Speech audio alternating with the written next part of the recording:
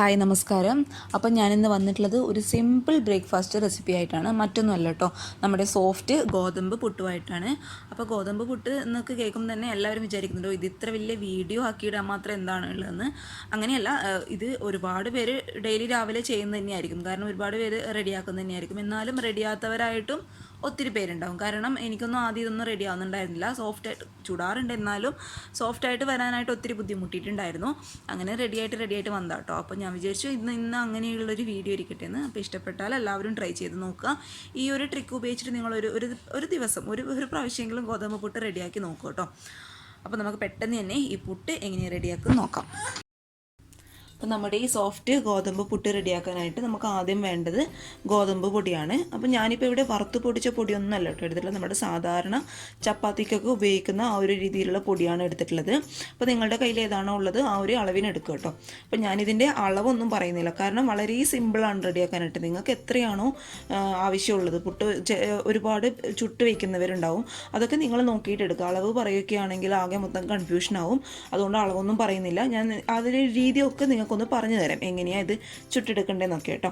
അപ്പോൾ നമുക്ക് ഈ ഒരു പൊടി ഞാൻ ഇതിലോട്ട് ഇട്ട് കൊടുത്തിട്ടുണ്ട്. ഇനി നമുക്ക് എന്ത് വേണം, ഇതിനാവശ്യമായിട്ടുള്ള ഉപ്പ് ഇട്ട് കൊടുക്കും. നമ്മൾ സാധാരണ പുട്ടൊക്കെ ചെയ്യുന്ന രീതി തന്നെ കേട്ടോ. നന്നായിട്ട് കൈവച്ചൊന്ന് മിക്സ് ചെയ്യുക. ഇത് ഞാൻ നന്നായിട്ട് ഉപ്പ് എല്ലാ ഭാഗത്തും എത്തുന്ന രീതിയിൽ നന്നായിട്ടൊന്ന് മിക്സ് ചെയ്ത് വെച്ചിട്ടുണ്ട്. ഇനി നമുക്ക് എന്ത് ചെയ്യണം, കുറച്ചായിട്ട് വെള്ളം, സാധാരണ വെള്ളം കേട്ടോ, തണുത്ത വെള്ളം, ചൂടുവെള്ളമൊന്നുമല്ല, സാധാരണ രീതിയിൽ പുട്ട് കുഴയ്ക്കുന്ന പോലെ തന്നെ നിങ്ങളങ്ങ് കുഴച്ചെടുത്താൽ മതി കേട്ടോ. അതെ, ഇങ്ങനെ അങ്ങ് ഒഴിക്കുക. ഒരുപാടായി പോകണ്ട, ചപ്പാത്തിക്കൊക്കെ കുഴയ്ക്കുന്നത് പോലെ നന്നായിട്ടങ്ങ് കുഴച്ച് കൊടുക്കുക. വീണ്ടും ഒഴിക്കുക.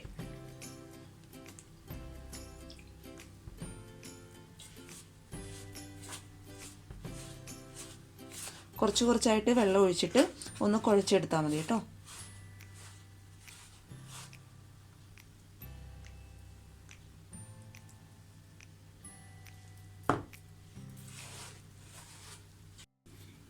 ഇത് ഞാൻ പൊടി നന്നായിട്ട് കുഴച്ചെടുത്തിട്ടുണ്ട്. കണ്ടോ, ഞാൻ സൂം ചെയ്ത് കാണിച്ചു തരാം. ഈ ഒരു കട്ടകളൊക്കെ ഉണ്ടാകും കേട്ടോ, പേടിക്കണ്ട, അതിനൊക്കെ നമുക്ക് വഴിയുണ്ട്. ഈ ഒരു രീതിയിലാണ് കുഴച്ചെടുക്കേണ്ടത്. ഒരുപാട് അങ്ങ് വെള്ളമായി പോവണ്ട, ഈ ഒരു രീതിയിൽ എടുത്താൽ മതി കേട്ടോ. ഇനി നമുക്ക് എന്ത് ചെയ്യാം, ഒരു മിക്സിയുടെ ജാർ എടുക്കുക.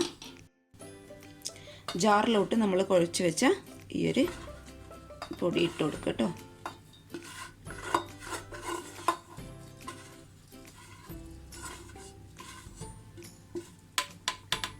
കംപ്ലീറ്റ് ആയിട്ട് ഞാൻ ഇട്ട് കൊടുത്തിട്ടുണ്ട്. ഇനി നമുക്ക് എന്ത് ചെയ്യണം, കംപ്ലീറ്റ് ആയിട്ട് ഞാൻ ഇട്ട് കൊടുത്തിട്ടുണ്ട്. ഇനി നമുക്ക് എന്ത് ചെയ്യണം, ഈ മിക്സിയുടെ ടോപ്പ് ഇട്ട്, അതായത് മൂടിയിട്ട് നിങ്ങളിതൊന്ന് വിപ്പ് ചെയ്തെടുക്കണം. വിപ്പ് ചെയ്തെടുക്കാൻ ചെറിയാലോ, 1-2 സെക്കൻഡ് ഇട്ട് ഒന്ന് കറക്കിയെടുക്കുക, ഓഫ് ചെയ്യുക. പിന്നെ 2 സെക്കൻഡ് ഇട്ട് ഒന്ന് കറക്കിയെടുക്കുക, ഓഫ് ചെയ്യുക. അങ്ങനെ ഒരു 3 പ്രാവശ്യം ചെയ്യും കേട്ടോ, 3-4 പ്രാവശ്യം ചെയ്യുക. അപ്പോഴേക്കും നിങ്ങൾക്ക് മനസ്സിലാവും, ആ ഒരു സൗണ്ടിൻ്റെ വേരിയേഷൻ കൊണ്ട് നിങ്ങൾക്ക് മനസ്സിലാവും സ്മൂത്തായിട്ടുള്ള മാവ്, അതായത് നമ്മുടെ പൊടി റെഡിയായോ എന്നൊക്കെ. അപ്പോൾ ഞാനിതൊന്ന് വിപ്പ് ചെയ്ത് എടുത്തിട്ട് വരുന്നു. ഒരിക്കലും നിങ്ങൾ സാധാരണ തേങ്ങയൊക്കെ ഇട്ട് അരയ്ക്കുന്നത് പോലെ ഒരുപാട് നേരിട്ട് കറക്കിയെടുക്കാൻ പാടില്ല. ജസ്റ്റ് ഒന്ന് വിപ്പ് ചെയ്യുക, ഓഫ് ചെയ്യുക, വീണ്ടും വിപ്പ് ചെയ്യുക, ഓഫ് ചെയ്യുക, ആ ഒരു രീതിയിലിട്ട് കറക്കിയെടുക്കുക കേട്ടോ. അപ്പോൾ ഞാനിത് കറക്കിയെടുത്തതിന് ശേഷം കാണിച്ചു തരാം. ഇതേ മിക്സിയുടെ ജാറിൽ ഞാൻ വിപ്പ് ചെയ്ത് എടുത്തിട്ടുണ്ട്. ഒരുപാട് ഇട്ട് കറക്കി കഴിഞ്ഞാൽ വീണ്ടും ഇത് കട്ട കെട്ടി പോകും കേട്ടോ. അതുകൊണ്ട് വിപ്പ് ചെയ്യുക മാത്രമേ ചെയ്യാവൂ. അത് നമുക്ക് ഈ ഒരു പാത്രത്തിലോട്ട് ഇട്ട് കൊടുക്കാം. ഇതേ നമ്മുടെ പൊടി എന്ന് പറയുന്നത് മുഴുവനായിട്ട് ഞാൻ ഈ പാത്രത്തിലോട്ട് ഇട്ട് കൊടുത്തിട്ടുണ്ട്. കണ്ടോ, ഒരുപാട് കട്ടകളൊന്നും കെട്ടി നിൽക്കാൻ പാടില്ല. അപ്പോൾ ഒരുപാട് കട്ടകൾ ഉണ്ടായി കഴിഞ്ഞാൽ നമ്മൾ സാധാരണ ചുടുന്ന പോലെ കട്ട കെട്ടി ആ ഒരു രീതിയിലാട്ടോ ഉണ്ടാകുക. അപ്പോൾ ഇങ്ങനെ സ്മൂത്തി ആയിരിക്കണം നമ്മുടെ ഈ പൊടി എന്ന് പറയുന്നത്. ഇനി നമുക്ക് എന്ത് ചെയ്യാം, ഇത് സാധാരണ രീതിയിൽ നിങ്ങൾ പുട്ടുകുറ്റിയിൽ നിറയ്ക്കുന്നത് പോലെ നമുക്കിത് പുട്ടുകുറ്റിയിലോട്ട് നിറച്ച് കൊടുക്കാം. ആദ്യം തേങ്ങ ഇട്ട് കൊടുക്കുക. പിന്നെ ഞാൻ നിങ്ങൾക്ക് പറയാൻ പ്രത്യേകം വിട്ടുപോയ കാര്യം, നമ്മൾ ഈ പൊടി എടുക്കുമ്പോൾ ഒരുപാട് ബലം കൊടുത്ത് അങ്ങ് എടുക്കരുത് കേട്ടോ. അപ്പോൾ ഇത് കണ്ടോ, ഒരുപാട് ബലം കൊടുത്തെടുക്കുമ്പോൾ വീണ്ടും കട്ട കെട്ടാനുള്ള സാധ്യതയുണ്ട്. അതുകൊണ്ട് ഒന്ന് സ്മൂത്താക്കിയിട്ട് ഒന്ന് ഇങ്ങനെ കുടയുന്ന രീതിയിൽ ഇതിലോട്ട് ഇട്ട് കൊടുക്കുക കേട്ടോ.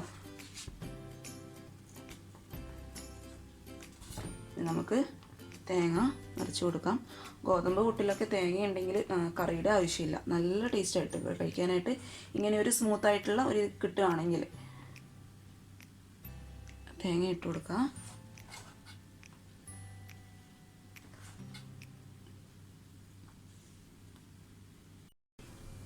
ഇത് ഞാൻ കംപ്ലീറ്റ് ആയിട്ട് ഈ പുട്ടുകുറ്റിയിലോട്ട് നിറച്ച് കൊടുത്തിട്ടുണ്ട്. ഇനി നമുക്കിത് പാനിയിലോട്ട് സാധാരണ നിങ്ങൾ രീതിയിൽ ചെയ്യുന്ന പോലെ കേട്ടോ. ഇനി നമുക്കിത് പാനിയിലോട്ട് വെച്ച് കൊടുക്കാം. ഞാനിത് പുട്ട് പാനിയിലോട്ട് വെച്ച് കൊടുത്തിട്ടുണ്ട്. ആവശ്യത്തിന് വെള്ളം ഒഴിച്ച് ഇനി നമുക്ക് എന്ത് ചെയ്യണം, ഇതൊരു 5 മിനിറ്റ് ഒന്ന് ആവി വരുന്നവരെ ഒന്ന് വേവിച്ചെടുക്കാം. നമ്മൾ സാധാരണ അരിപ്പൊടി പോലെയല്ല, കുറച്ചും കൂടി വേവാൻ കുറച്ച് ബുദ്ധിമുട്ടായത് കാരണം ഗോതമ്പായതുകൊണ്ട്. അപ്പോൾ ഒരു 5 മിനിറ്റ് നിങ്ങൾക്ക് ആയിക്കഴിഞ്ഞാൽ മനസ്സിലാവും. ആ ഒരു സ്മെല്ലൊക്കെ പുറത്ത് വരും, നല്ലൊരു തേങ്ങയുടെയും ആ ഒരു ഗോതമ്പിൻ്റെ സ്മെല്ലൊക്കെ പുറത്ത് വരുമ്പോൾ നിങ്ങൾക്ക് മനസ്സിലായിക്കോളും. അപ്പോൾ ഒരു 5 മിനിറ്റ് ഒന്ന് നമുക്കിത് വേവിച്ചെടുക്കാം. ഇത് നമ്മുടെ പുട്ട് റെഡി ആയിട്ടുണ്ട്. ഒരു 5 മിനിറ്റ് കഴിഞ്ഞ് സ്റ്റൗ ഓഫ് ചെയ്യുക. നന്നായിട്ട് നമ്മുടെ ആവിയൊക്കെ പുറത്ത് വന്നതിന് ശേഷം ഇനി നമുക്ക് ഇതൊരു പ്ലേറ്റിലോട്ട് മാറ്റാം.